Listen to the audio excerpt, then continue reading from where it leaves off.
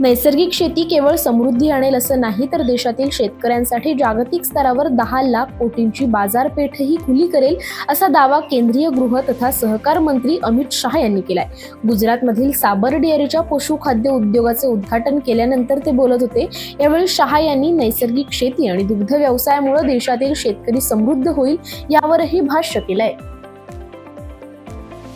वसू event आणि hospitality आणि महाराष्ट्र नर्सरीमेन असोसिएशनच्या वतीने फ्लोरिकल्चर, आर्बोरिकल्चर आणि प्रगत प्रक्रिया तंत्रज्ञान या विषयावर आधारित असलेले देशातील सर्वात मोठे आंतरराष्ट्रीय फुलोत्पादन बागायती प्रदर्शनाचे उद्घाटन निवे डिफेन्सचे संचालक गणेश निबे यांच्या हस्ते झाले.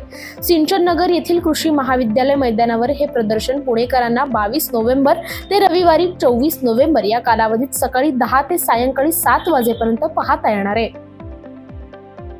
पुण्याच्या कृषी महाविद्यालयातील देशी गाय संशोधन आणि प्रशिक्षण केंद्रात शाश्वत देशी गोपालन या विषयावर 3 महिन्यांचा प्रशिक्षण कार्यक्रम दिनांक 1 डिसेंबर 2024 पासून सुरू होणार आहे.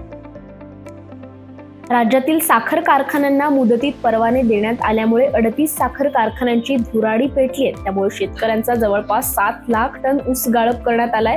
राज्याचा ऊस गाळप हंगाम 15 नोव्हेंबर पासून सुरू करण्याचा निर्णय साखर उद्योगाच्या सल्ल्याने राज्य शासनाच्या मंत्री समितीने घेतला होता.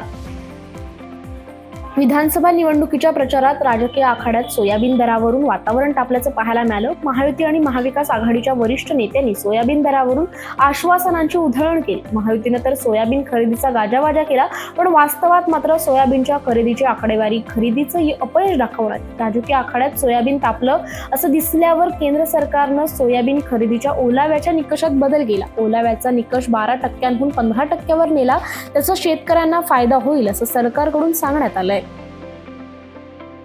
जगाच्या हरित ऊर्जा क्षेत्रात 2030 पर्यंत 25 लाख कोटी रुपयांची गुंतवणूक होत असून भारतीय शेतकरी भविष्यात अन्नदात्यासोबतच ऊर्जादाता म्हणून ओळखला जाईल, असे सुतोवाच भारताचे इथेनॉल मॅन अशी ओळख असलेले प्राज इंडस्ट्रीज लिमिटेडचे कार्यकारी अध्यक्ष डॉक्टर प्रमोद चौधरी यांनी केले. देशाच्या जैव ऊर्जा क्षेत्रात पायाभूत स्वरूपाचे काम करणारा प्राज उद्योग समूहाला 4 दशके पूर्ण झाल्याबद्दल पुण्यात पत्रकारांशी संवाद साधताना श्री चौधरी यांनी ऊर्जा क्षेत्राची भविष्यकालीन वाटचाल स्पष्ट केली आहे. यावेळी प्राजचे अध्यक्ष अतुल मुळे आणि घनश्याम देशपांडे उपस्थित होते.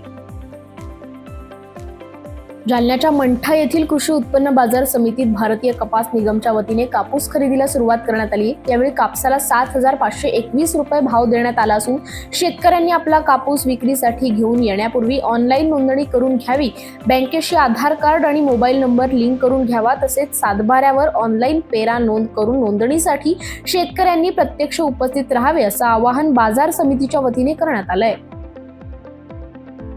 राज्यात थंडीला सुरुवात होतात भाजीपाल्याच्या दरातही काही प्रमाणात वाढ झाल्याचं दिसून येत आहे. अनेक भागात सध्या कांदा, लसूण आणि वांग्याचे भाव वाढल्याचं दिसून येत आहे. वांगी 60 तर कांदा 50 रुपये प्रति किलोने विक्री होताना पाहायला मिळतोय. त्याचप्रमाणे इतर भाजीपाल्याच्या दरातही वाढ झाल्याचं पाहायला मिळतंय.